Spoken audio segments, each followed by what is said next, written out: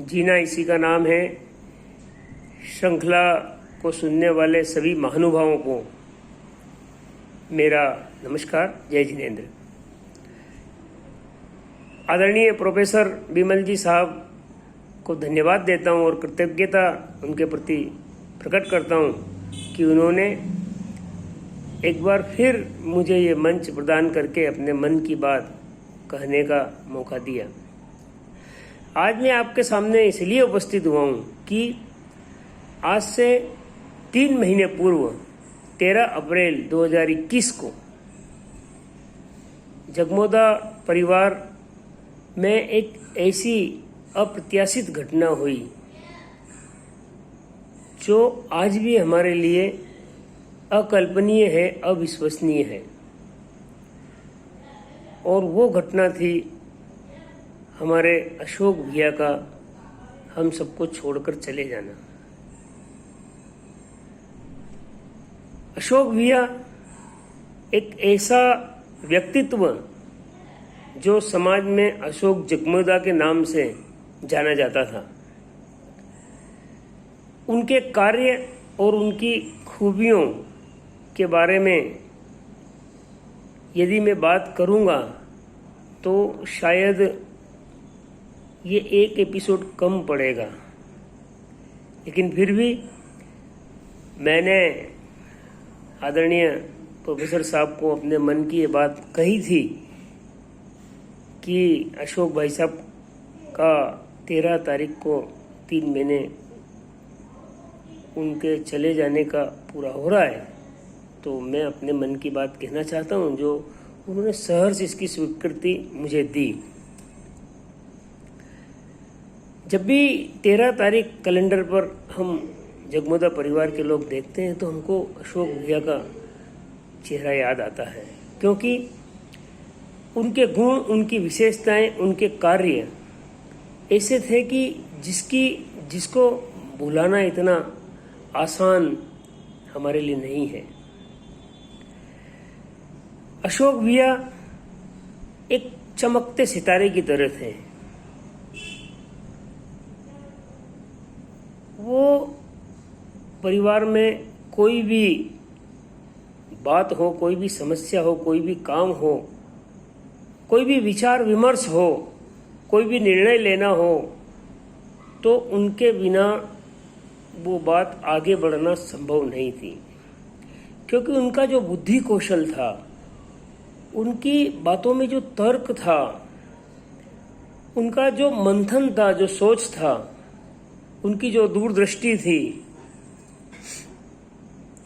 वो सब जो उनकी निर्णय लेने की क्षमता थी, उसकी वजह से उनके बिना कोई भी समस्या का समाधान मिलना हमारे लिए असंभव था। उनकी खूबियों के बारे में यदि बात करें तो मैं बचपन से उनके साथ रहा हूं। सौभाग्य से हम दोनों एक ही स्कूल में 1ली से 5वीं तक पढ़े। वो स्कूल उनकी दुकान के पीछे ही था। शासकीय विद्यालय क्रमांक 47 में हमने 1ली से 5वीं तक की शिक्षा ग्रहण की।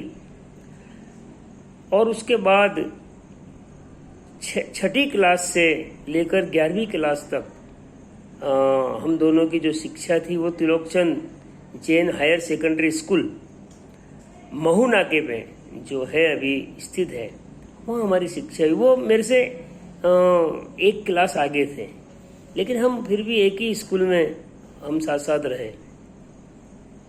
और उसके बाद जब कॉलेज का समय आया तो उस समय भी हम एक ही कॉलेज में थे, वैष्णव महाविद्यालय में, जो उस समय रात्रि में लगता था। दिन भर अपना काम धंधा करना, बिजनेस करना, अपनी दुकानदारी करना और शाम को पढ़ना।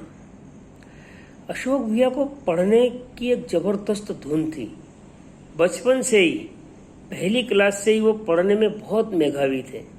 मुझे मालूम है कि वो हर साल क्लास में नंबर 1 आते थे और हर टीचर, हर शिक्षक उनको बहुत चाहता था, बहुत प्यार करता था उनकी प्रतिभा की वजह से। और कॉलेज में भी उन्होंने जो ग्रेजुएशन किया वो भी फर्स्ट क्लास श्रेणी में किया, और पोस्ट ग्रेजुएशन भी उन्होंने प्रथम श्रेणी में पास किया, और जिसके लिए समाज में उनका सम्मान भी हुआ था, प्रतिभा सम्मान समारोह में, और उनका एक बहुमान हुआ था।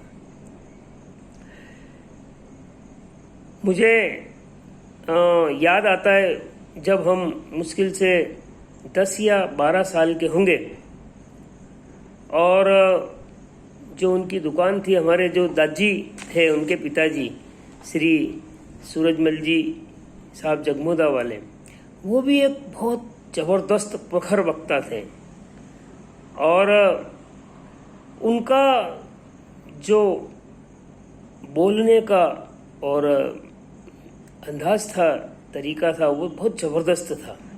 और मुझे लगता है कि उसकी वजह से अशोक भैया का भी बोलने का और रहने का प्रभावशाली तरीका हमको दिखाई देता है।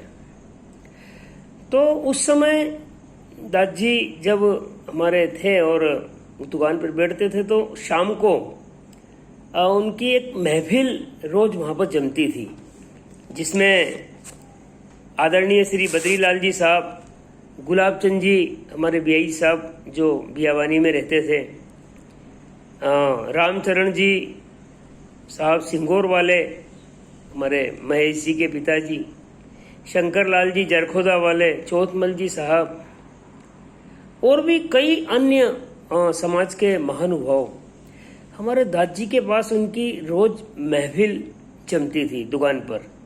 क्योंकि उस समय इतना ज़्यादा बिजनेस नहीं होता था, काफ़ी समय सबको मिलता था दुकानों पे, और हमारे दादी के पास ये सभी समाज के लोग उस दुकान पर इकट्ठा होते थे। और मुझे याद है उस समय हमारे अशोक भैया जो थे वो उन सबके लिए चाय बनाते थे, क्योंकि आपको मालूम ही है कि अशोक भैया का बचपन में ही माँ का साया उनके सिर पे से उड़ गया था। बहुत छोटे होंगे, मुझे लगता है 1-2 साल के होंगे, तो माँ के प्यार से भी वंचित रहना पड़ा। और उनकी जो 3 बहनें थी उनकी भी शादियां हो चुकी थी, और मुझे ऐसा लगता है कि उस समय जो बड़े भाई साहब हनुमान भाई साहब थे उनकी शादी नहीं हुई थी। तो कुछ समय ऐसा रहा कि घर में खाना बनाने का काम, चाय बनाने का काम, किचन का सारा काम अब दोनों भाइयों को ही करना पड़ता था। और छोटी सी उम्र में हमारे अशोक भैया ने ये सब सीख लिया था, चाय बनाना, खाना बनाना, सब्जी बनाना, काम करना घर का, साथ में पढ़ाई करना, बिजनेस करना, ये सब वो सीख चुके थे। और वो जो चाय बनाते थे, इतनी ज़बरदस्त चाय बनाते थे, इतनी टेस्टी चाय बनाते थे। मुझे याद है कि जब ये हमारे बड़े लोग, दादी के मित्र लोग, बद्रीलाल जी, गुलाब जी, रामचरण जी वगैरह जब आते थे, तो वो आते ही सबसे पहले यही बोलते थे कि यार अशोक के हाथ की चाय पीना हो, चाय पीना है तो भैया अशोक जी के ही हाथ की चाय पीना है। इतनी ज़बरदस्त चाय वो बनाता था उसके पास। मैं उससे पूछता था कि यार भैया तुम क्या करता है ऐसी चाय में, क्या क्या डालता है यार, उनको भी थोड़ा बताते। बोले नहीं, वो एक सीक्रेट है भैया, सीक्रेट बात जो है मैं नहीं बता सकता। तो और उसी तरह चाहे बात नमकीन बनाने की हो, सेव मिक्सचर बनाने की हो, उसमें हम हमारे यहाँ जो अलग अलग तरीके के मिक्सचर बनते हैं उनका प्रॉपर टेस्ट कैसा हो, ग्राहक को कैसा मिक्सचर अच्छा लगेगा, कितना उसमें मसाला डालना, ये एक एक चीज की बारीकियों उसके अंदर बहुत जबरदस्त थी। खुद को सेव बनाना आती थी पूरी। कारीगर यदि नहीं है, एक एक महीने तक कारीगर नहीं है, तो एक एक महीने तक वो भट्टी पर बैठकर सेव बनाने की उसके अंदर भी क्षमता थी। और मैंने भी उसी से ये सीखा था। सेव बनाने में भी वो बहुत उस्ताद आदमी था। अभी जब उन्होंने चाइनीज का काम चालू किया था, कुछ ही दिन हुए अभी 2-5 साल, लेकिन 2-5 साल में भी जो उनकी एक बहुत अच्छी प्रतिष्ठा इस बिजनेस में भी बनी, और उसकी भी वजह वो अशोक भाई साहब है। क्योंकि उनको एक पकड़ है, एक पकड़ थी, टेस्ट किस तरह का होना, कैसा ग्राहक को अच्छा लगेगा, पोहे भी अभी उन्होंने चालू कर रखे हैं। पोहे भी उनके बहुत अच्छे बनते थे क्योंकि उसका टेस्ट मेकर अशोक भैया था। तो बहुत सारे गुण उनके अंदर थे। और चूंकि यहाँ पर समय की एक मर्यादा है, लेकिन आज मैं इतना ही उनके लिए कहूँगा कि आपके जाने के बाद हम लोग बहुत अपने आप को अकेला महसूस करते हैं। उनकी जो बेटे की अभी शादी हुई है, 26 तारीख को ही शादी हुई है, तो इस शादी के प्रति वो बहुत जबरदस्त उनके भीतर उत्साह था और इस शादी को वो एक ऐतिहासिक शादी करना चाहते थे। ये उनके मन की भावना थी, लेकिन ईश्वर की इच्छा के आगे हम सब, हमारी इच्छाएं नतमस्तक है, हम कुछ नहीं कर सकते हैं।